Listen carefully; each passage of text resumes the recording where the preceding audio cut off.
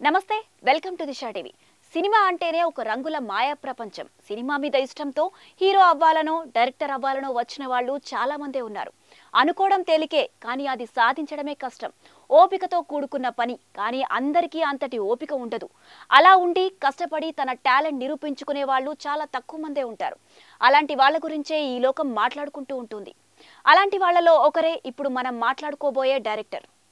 బక్కగా చూడ్డానికి అమాయకంగా కనిపిస్తాడు చూస్తే ఇతనేం చేస్తాడో అనిపిస్తుంది కానీ అంటారు కదా don't judge the book by its cover అని దానికి ఉదాహరణగా చెప్పుకోవచ్చు అతన్ని 4000 జీతంతో తన కెరియర్ ని మొదలుపెట్టి ఇప్పుడు 600 కోట్లు సంపాదించే స్థాయికి ఎదిగాడు అతనే డైరెక్టర్ నాగశ్విన్ చాలా కామ్ గా సింపుల్ గా ఉంటాడు కానీ అతను క్రియేటివిటీకి మారుపేరు కొత్త రకం సినిమాలను తీయడంలో దిట్ట సింప్లిసిటీకి కేర్ ఆఫ్ అడ్రస్ తీసిన సినిమాలు చాలా తక్కువే అయినా తీసిన ప్రతి సినిమాలో ఏదో ఒక కొత్తదనంతో తనకంటూ ఒక ప్రత్యేక గుర్తింపు తెచ్చుకున్నాడు పాన్ ఇండియా రేంజ్ లో సినిమా తీశాడు తాజాగా నాగశ్విన్ తీసిన కల్కి సినిమాకి వస్తున్న క్రేజ్ మామూలుగా లేదు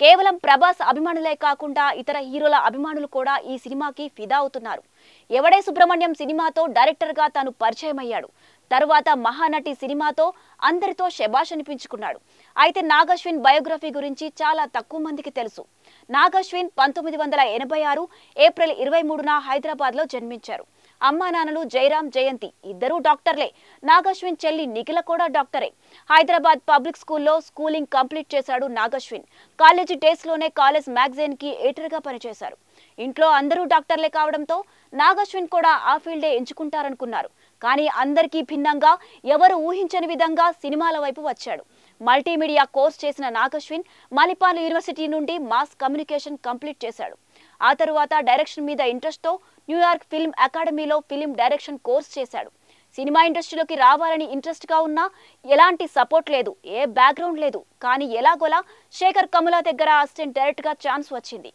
వచ్చిన ఛాన్స్ ని మిస్ చేసుకోకుండా అసిస్టెంట్ డైరెక్టర్ గా చేశారు నాగశ్విన్ తన మొదటి సంపాదన 4000 రూపాయలు శేఖర్ కమల డైరెక్షన్ లో లీడర్ లైఫ్ ఈజ్ బ్యూటిఫుల్ సినిమాలకి అసిస్టెంట్ డైరెక్టర్ గా పనిచేశారు ఆ తర్వాత తన టాలెంట్ ని ప్రూవ్ చేసుకోవాలని ఓన్ గా డైరెక్షన్ స్టార్ట్ చేయాలనుకున్నారు ఆ లోపు ఒక షార్ట్ ఫిల్మ్ తీశారు అది చూసిన నిర్మాత అశ్విని దత్ కుమార్తెలు స్వప్న ప్రియాంకలు నాగశ్విన్ కి ఛాన్స్ ఇచ్చారు అప్పుడే ఎవడే సుబ్రహ్మణ్యం స్టోరీ రాసుకున్నాడు నాగశ్విన్ అయితే ఈ సినిమాకి తానే ప్రొడ్యూస్ చేద్దాం అనుకున్నాడు కానీ ప్రియాంక స్వప్నలు ఈ సినిమాని ప్రొడ్యూస్ చేస్తామని చెప్పడంతో హీరో నాని విజయ్ దేవరకొండతో ఎవడే సుబ్రహ్మణ్యం సినిమాని తెరపైకి తీసుకువచ్చి హిట్ కొట్టారు అలా సాగిపోతున్న సమయంలోనే ప్రియాంక దత్ ని ప్రేమించి పెళ్లి చేసుకున్నారు ఆ తర్వాత మహానటి సినిమాతో సంచలనం సృష్టించారు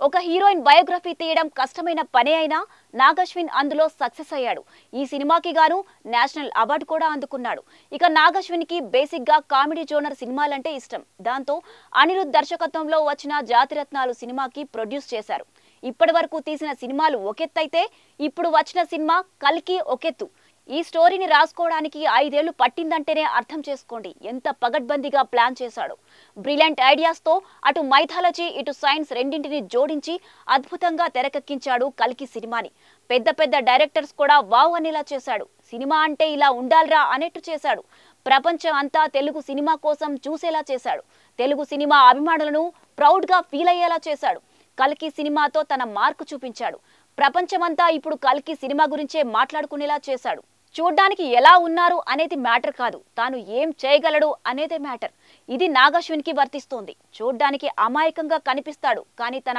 ఐడియాస్ మాత్రం వేరే లెవెల్లో ఉంటాయి తన కెరియర్ ని తానే చూస్ చేసుకున్నాడు ఎలాంటి బ్యాక్గ్రౌండ్ సపోర్ట్ లేకుండానే సినిమా ఫీల్డ్ లో దిగాడు అసిస్టెంట్ డైరెక్టర్ గా పనిచేశాడు 4000 జీతంతో కెరియర్ స్టార్ట్ చేశాడు ఇప్పుడు ప్రపంచమే తన గురించి మాట్లాడుకునే స్థాయికి వచ్చాడు మేబీ ఇదేనేమో సక్సెస్ అంటే